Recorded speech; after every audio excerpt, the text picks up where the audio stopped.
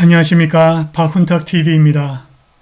오늘 방송은 선출직 공직 후보자 상향식 공천의 필요성에 대해서 알아보겠습니다. 역사는 전통에서 근대로 가는 목적론적인 직선이 아닙니다. 역사는 흥망성쇠의 사이클입니다. 그런데 망하고 쇠락한 나라가 다시 흥하고 성공하려면 상향식 공천이 필요합니다. 방송 전에 한 말씀 드리겠습니다. 여러분들 잘 아시다시피 제가 해임 취소 행정소송 진행하고 있습니다. 광주와 제기한 터무니없는 손해배상 청구 소송도 준비하고 있습니다. 제가 매우 어렵습니다. 여기 후원 계좌 있습니다. 자율구독료 부탁드리겠습니다. 역사는 전통에서 근대로 향하는 텔리올로지컬 목적론적인 직선이 아닙니다.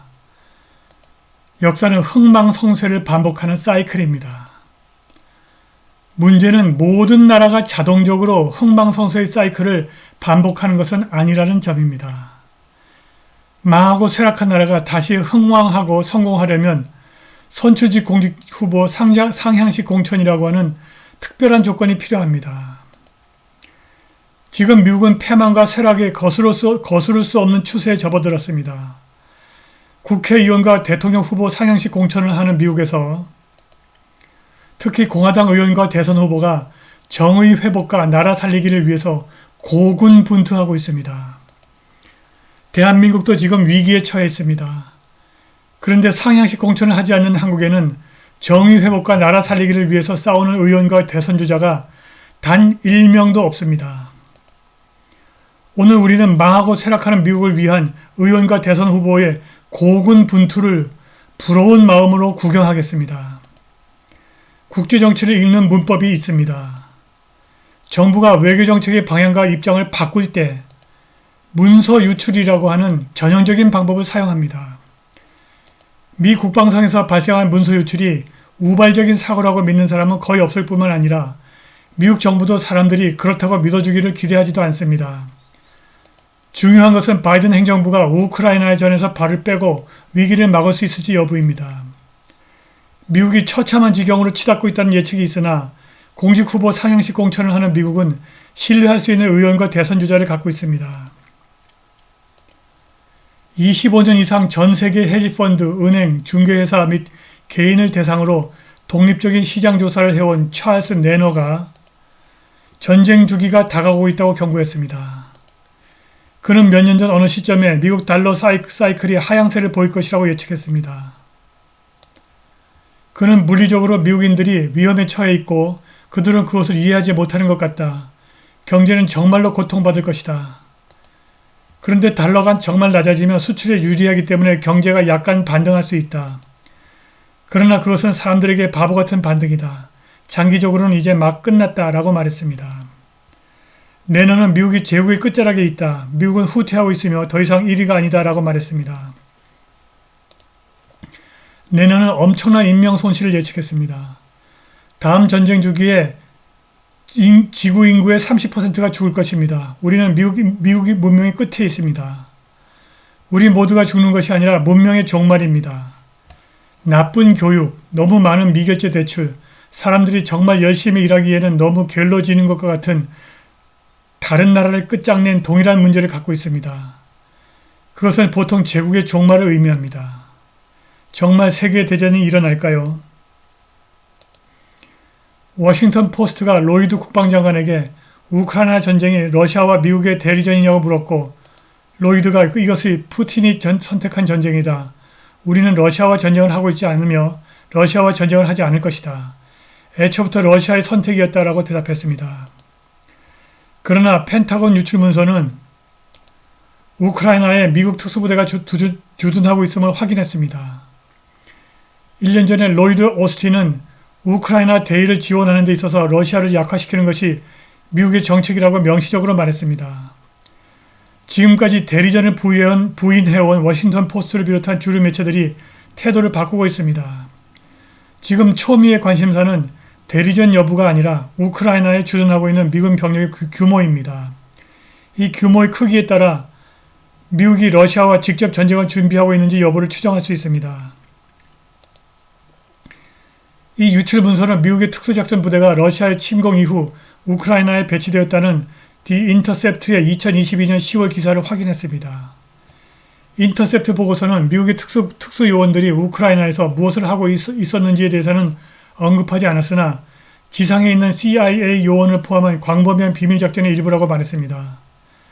유출된 문서에는 특수작전 부대를 포함해서 총 29명의 국방부 요원이 우크라이나에 있다고 되어 있습니다. 맷 게이츠 공화당 하원 의원이 월요일 바이든이 우크라이나 주둔 미군 규모를 공개하고 키예프에 대한 미국의 군사 지원을 설명하는 모든 문서를 하원과 공유하도록 요구하는 결의안을 도입했습니다. 이 결의안이 통과되면 14일 안에 대통령과 국방장관이 하원이 요청한 정보를 공유하라고 요구합니다. 바이든 행정부와 기타 동맹국은 우크라이나 전쟁 상태에 대해서 세계를 오도하고 있다. 우크라이나에서 특수부대를 운영하여 핵을 가진 적과 전쟁 도박을 하고 있는 행정부는 미국 국민에게 완전한 투명성을 제공해야 한다라고 게이츠 의원이 성명서에서 말했습니다. 유출된 문서에 따르면 97명의 나토 특수작전군이 우크라이나에 주둔하고 있고 이 중 14명은 미국인입니다. 공화당의 좌시 하울리 상원의원이 마유르카 국토안전부 장관이 불법 이민으로 들어온 어린아이들을 노예처럼 강제노동을 시키고 있다고 맹비난을 펴붓고 그를 자르겠다고 다짐했습니다. 이런 장면은 상향식 공천이 아니면 도저히 구경할 수 없는 것입니다. You're not going to take any responsibility for the indentured servitude and exploitation of children that is happening on your watch. A moment ago, you were crowing about the fact that you treated children so well, and yet we find tens of thousands of children who are forced to work as slaves because of your policies, and you turn around and blame a prior administration. Mr. Secretary, this is par for the course for you. You do it every time you appear before this committee. You do it every time you appear before Congress. I, for one, am sick and tired of it, and thousands of children are in physical danger because of what you are doing. You should have resigned long ago, and if you cannot change course, you should be removed from office. Thank you, Mr. Fentanyl, heroin, meth, and other lethal drugs are pouring across our wide-open border, stealing hundreds of thousands of beautiful American lives, and it's happening like never before in our history. Children are being left without parents, families are being ripped apart, communities are being decimated, our neighbors and fellow citizens are having their entire worlds destroyed like nobody thought possible. Our country is being poisoned from within by the drugs and by all of the other crime that's taking place. The drug cartels are waging war in America, and it's now time for America to wage war on the cartels. In this war, Joe Biden has sided against the United States and with the cartels. They are making more money than they've ever made before, times 10. There's never been anything like it. They're major companies. They're bigger than even some of our biggest companies. Biden's open border policies are a deadly betrayal of our nation. When I am president, it will be the policy of the United States to take down the cartels, just as we took down ISIS and the ISIS caliphate, and just as, unlike the situation we're in today, we had a very strong border, the strongest border, in fact, in the history of our country, and drugs were at a low of 45 years. There's been nothing like what we did just 2 years ago. We will show no mercy on the cartels. Every day, drug traffickers are using the waters of our region to ship their lethal poisons to America, killing so many of our people and ruining families. In addition to restoring strong border security, I will deploy all necessary military assets, including the U.S. Navy, to impose the full naval embargo on the cartels. I did that before, and it worked. What we did was incredible. We will guarantee that the waters of the Western Hemisphere are not used to traffic illicit drugs to our country. Furthermore, I will order the Department of Defense to make appropriate use of special forces, cyber warfare, and other overt and covert actions to inflict maximum damage on cartel leadership, infrastructure, and operations. I will designate the major cartels as foreign terrorist organizations. We will sever their access to global financial systems. I will also work to forge an unprecedented partnership with neighboring governments in our region, just like I did in Mexico.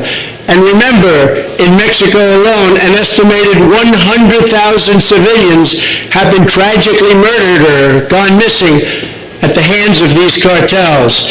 The Mexican government, run by a very fine man, the president, is really working hard, but it's not working out. These cartels are vicious and they're violent, and they have Mexico for now stymied. But we have to help Mexico, and we have to stymie the cartels. Either we will get the full cooperation of other governments to stop this menace, or we will expose every bribe, every kickback, every payoff, and every bit of corruption that is allowing the cartels to preserve their brutal reign, and it is indeed brutal. Finally, as I have said before, I will ask Congress to pass legislation ensuring that drug smugglers and human traffickers receive the death penalty. The drug cartels and their allies in the Biden administration have the blood of countless millions on their hands. Millions and millions of families and people are being destroyed.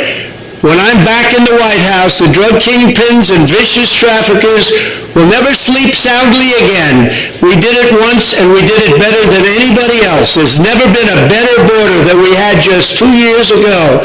It was strong, it was powerful, and it was respected all over the world. And now we're laughed at all over the world. And we're not going to let that happen much longer. We have to take over, we have to be tough, we have to be smart, we have to be fair. But if we don't do something immediately, our country is gone. 우리가 이런 정치인을 가지려면 반드시 상향식 공천이 필요합니다. 오늘 방송은 여기까지입니다. 감사합니다.